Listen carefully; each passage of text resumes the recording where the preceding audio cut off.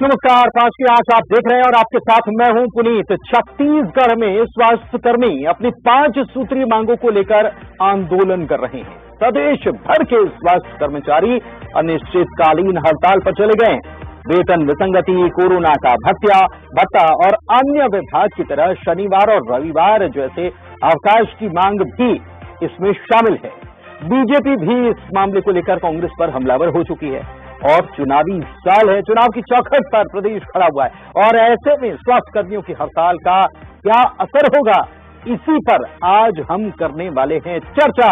लेकिन चर्चा से पहले सवाल उठते हैं। सवाल कौन से उठते हैं? आइए सवाल उठते हैं 5 की 8 के सवाल। पहला सवाल क्या है? क्या स्वास्थ्य कर्मियों की मांग जायज है? पहला सवाल देखिए, पहला, क्या स्वास्थ्य कर्मियों की मांग जायज है?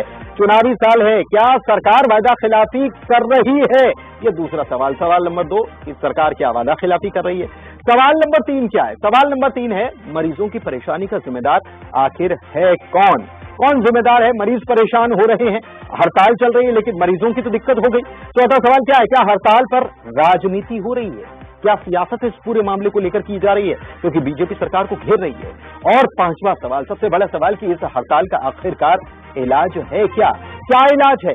तो ये सारे सवाल होंगे, इन सवालों का जवाब भी जानेंगे, लेकिन उसके पहले एक रिपोर्ट हम देखते हैं और उसके बाद करेंगे चर्चा।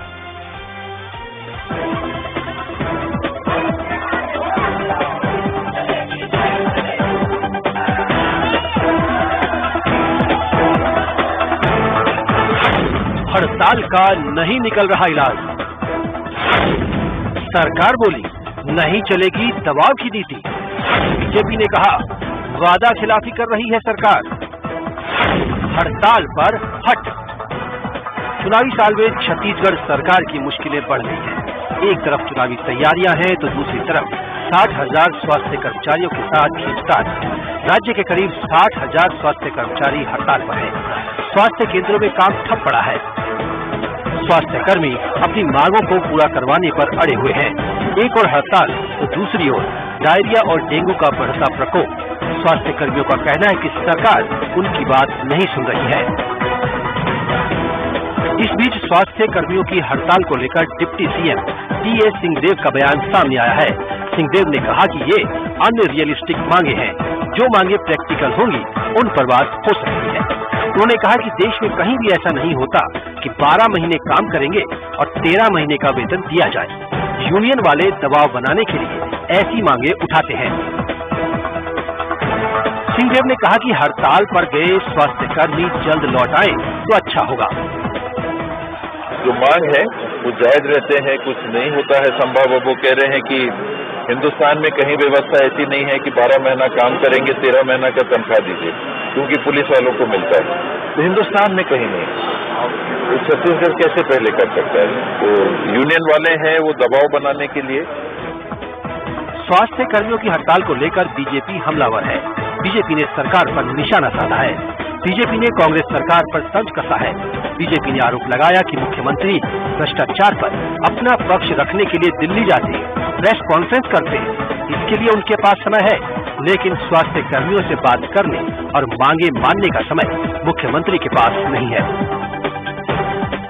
भ्रष्टाचार के मामले को लेकर अपना पक्ष अपने आकाओं के पास रखने के लिए माननीय मुख्यमंत्री जी दिल्ली जाते हैं। वहां पर बैठ करके प्रेस कॉन्फ्रेंस करके भ्रष्टाचारियों को बचाने का प्रयास तो करते हैं, लेकिन ये 40,000 स्वास्थ्य कर्मचारी जो अपने हक की लड़ाई लड़ रहे हैं, उनसे मिलने का समय, उनकी पीड़ा को सुनने का समय, उनकी मांगे पूरी करने का समय माननीय मुख्यमंत्री जी और सरकार के पास नहीं है। बीजेपी ने भूपेश बघेल की सरकार पर वादा खिलाफी करने का आरोप लगाया। बीजेपी ने कहा कि ये वही मांगे हैं जिन्हें सरकार ने 10 दिनों में पूरा करने का कमिटमेंट किया था। आखिर क्या मांग रहे हैं ये स्वास्थ्य कर्मचारी, ये नर्सें, ये मेडिकल स्टाफ? ये वो मांग रहे हैं जो इस सरकार का वादा था, जिसे इस सरकार ने 10 दिन में पूरा करने का प्रॉमिस, कमिटमेंट किया था। लेकिन आज 4.25 साल पूरे होने के बावजूद इन लोगों को हड़ताल करनी पड़ रही है। चुनाव नजदीक है। 23 के महासंग्राम में सियासी बाणों की बौछार हो रही है। बघेल सरकार के सामने कई चुनौतियां हैं। सरकार को 5 साल की एंटी इनकम्बेंसी से लड़ना है। बीजेपी चौतरफा हमला कर रही है। ऐसे में स्वास्थ्य कर्मियों की नाराजगी सरकार पर भारी पड़ सकती है। Bureau report, news 18।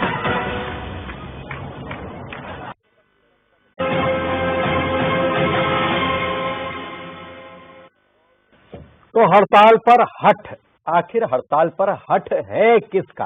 कर्मचारियों का जो हड़ताल कर रहे हैं, सरकार का जो हड़ताली कर्मचारियों से बात करने को तैयार नहीं है, ये आरोप बीजेपी की तरफ से लग रहे हैं। आइए इसी पर करते हैं चर्चा। नितिन भंसाली कांग्रेस प्रवक्ता हमारे साथ जुड़े हुए हैं, सुनील चौधरी बीजेपी नेता हमारे साथ जुड़े हुए हैं। आप दोनों का बहुत बहुत स्वागत है। सबसे पहले नितिन भंसाली साहब, मैं आप ही के पास आता हूं। एक तरफ हमने बीजेपी को सुना, बीजेपी ये कह रही है कि आपने वादा किया था और वादे से मुकर रहे हैं। 10 दिन में काम करने का वादा किया था, अब 5 साल पूरे होने आए, आप वादा पूरा नहीं कर रहे हैं। लेकिन दूसरी तरफ उप मुख्यमंत्री की तरफ से ये कहा जा रहा है कि ये मांगे या ये जो बातें कही जा रही हैं, ये कहीं इसका कोई आधार नहीं है और ये संभव ही नहीं है कि 12 महीने काम करेंगे, 13 महीने का वेतन उठाएंगे। देखिए, जो चीजें न्यायोचित होती हैं और उन न्यायोचित बातों पर ये सरकार ने हमेशा सही निर्णय और सही समय पर निर्णय लिए हैं, ऐसा आप बिल्कुल देख सकते हैं। हाल ही में जूनियर डॉक्टर्स की भी हड़ताल थी और उनकी जो मांगे थी, जब भी मैं डिबेट में आपके चैनल में बैठा था और मैंने कहा था उन डॉक्टर्स को कि आप लोग धैर्य रखिए, सहानुभूति पूर्वक सरकार संवेदनशील और आपके पक्ष में जो उचित मांगे होंगी उस पर निर्णय लिया जाएगा। वो हुआ, उनकी मांगे जो न्यायोचित थी, जो उचित थी, उनकी मांगे पूरी हुई। स्वास्थ्य कर्मचारी हड़ताल पर है। अभी स्थिति क्या है थोड़ी सी, अभी एक तरफ जो डेंगू फैला हुआ है, कुछ और संक्रमण बारिश में जो सामान्य तौर पर जो लगातार फैलते हैं, उस तरीके की बीमारियां फैली हुई हैं।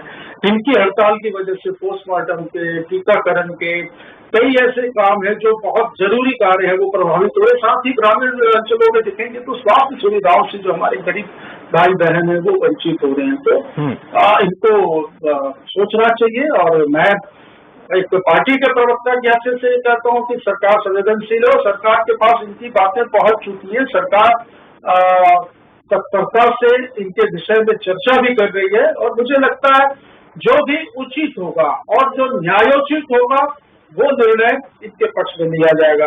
बाकी यदि कोई ऐसी मांगे हो जो पूरी न करने योग्य हो या जो संभव न हो, जो सिस्टम में संभव न हो, उस विषय पर चर्चा होगी, निश्चित तौर पर होगी। पर स्वास्थ्य कर्मचारियों को, मैं डॉक्टर्स को ईश्वर के बाद माता पिता को और माता पिता के बाद डॉक्टर्स को, स्वास्थ्य कर्मियों को भगवान का रूप मानता हूँ। तो भगवान को कभी हठ नहीं करना चाहिए और उनको समझदारी दिखाते हुए अपने काम पर लौटने की मैं अपील करूंगा। हाथ जोड़कर विनती करूंगा कि आप लोग अपने काम पर लौटिए। सरकार संवेदनशील है। ये रमन सिंह जैसी सरकार नहीं है 15 वर्षों की जो चली, जहाँ पर न अस्पतालों में डॉक्टर थे न दवाइयां थी। आप चिंता मुक्त रहिए, भूपेश है तो भरोसा है।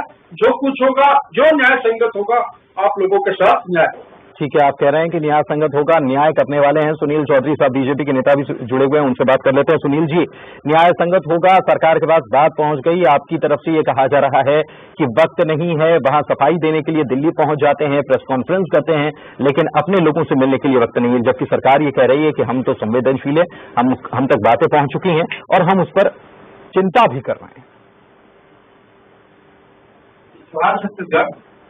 देखिए, ये कांग्रेसी जो है अपना एक भी वादा पूरा नहीं कर पाए। ये उनके छल का घोषणा पत्र है।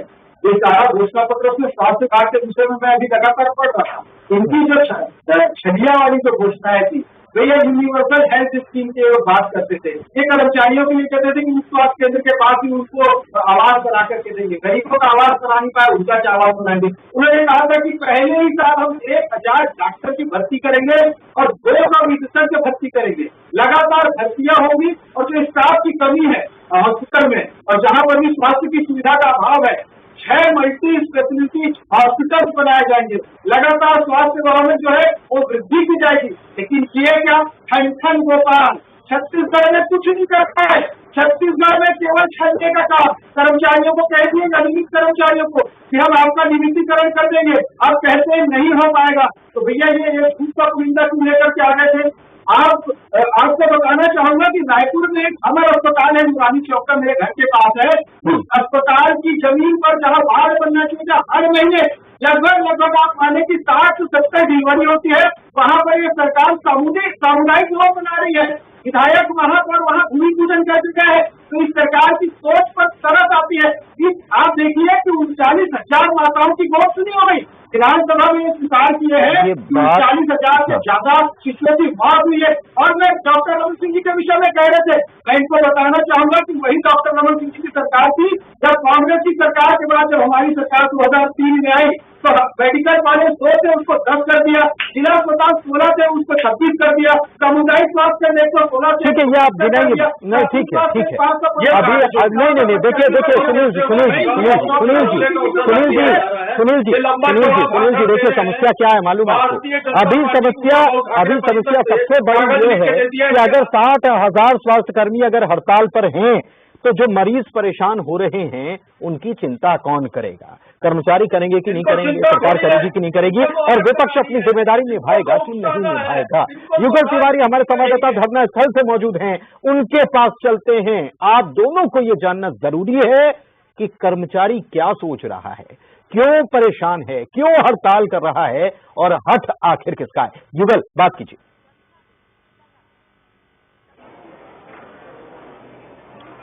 देखिए, आपको पहली मैं तस्वीर दिखाना चाहूंगा हमारे सभी तमाम दर्शकों को। मैं सहयोगी सुशील से कहूंगा कि तस्वीर दिखाए। हजारों की संख्या में यहाँ पर कर्मचारी हैं, स्वास्थ्य विभाग है, हड़ताल पर है, आंदोलन पर है, व्यवस्थाएं चौपट है। क्या कहेंगे, राजनीति हो रही है आपके आंदोलन को लेकर? हम सरकारी कर्मचारी अधिकारी हैं। एक डॉक्टर अधिकारी है, वो भी सरकारी कर्मचारी होता है, अधिकारी होता है, उसका राजनीति का कोई वास्ता नहीं है, कभी राजनीति नहीं करता है। हम सिर्फ अपनी मांग को लेकर आए हुए हैं। राजनीति जिनका काम है वो करें या ना करें, इससे हमारा कोई वास्ता नहीं। समाधान क्या है? लोग परेशान हैं, सरकार अपनी बात कह रही है, विपक्ष अपनी बात कह रही है, समाधान क्या हो सकता है?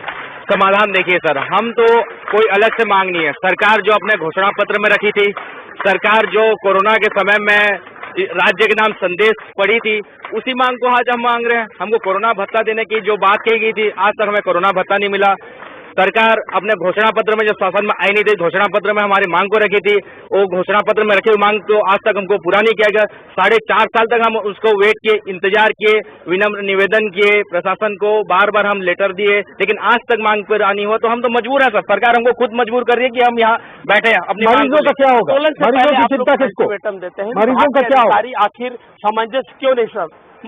जी बिल्कुल, मरीज भी परेशान है, क्या होगा उनका?